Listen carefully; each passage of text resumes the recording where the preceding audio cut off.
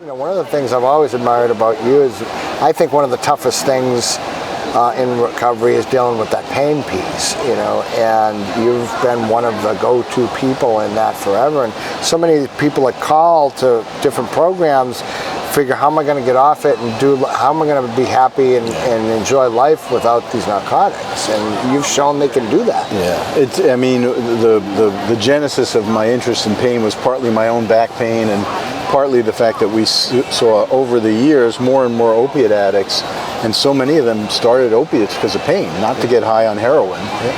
And they come off their opiates and they would say, what are you going to do about my pain? And I got real interested in answering the question with something other than go back to your pain doctor, because that was not a good alternative. And turns out you take people off opioids, the pain gets better. It's hard to convince people of that, but it is the truth. And then the rest of the story is that pain is a brain process, not a body process. And going after it with surgery and ablations and injections are temporary measures, if they help at all.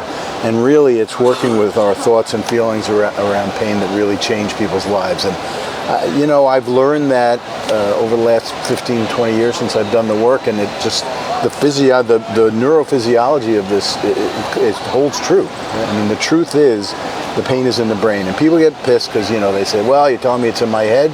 Well, if you have headaches, the pain is in your head. Turns out if you have chronic pain of any nature, the circuits that go to the brain are really what are activated, and that's what needs to be dealt with.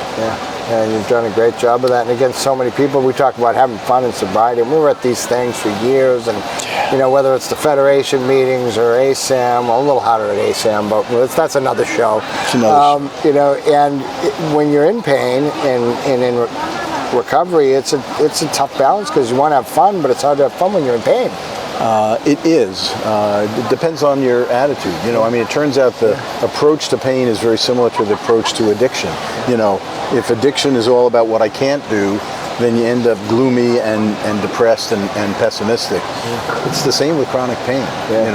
Optimism and believing in the process foretells good outcome. And we see people either go to pain-free or enough reduction in their pain off their meds that life gets so much better, because then they're not the focus has always been the pain, and it keeps me from this, and I have to do that, and it turns out that's not true. Life is here. Like other-centered is a lot harder when you're so concerned about your pain, and it's real when it's in your brain. Yes, but same as addiction. It's hard to see anything other than you when you're consumed with, I need this substance to be okay. And for pain, it's really, I need to be pain-free to be okay.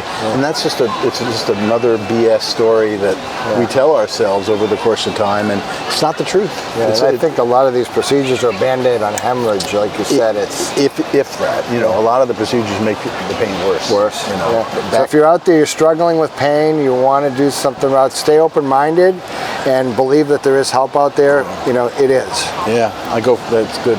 Good last.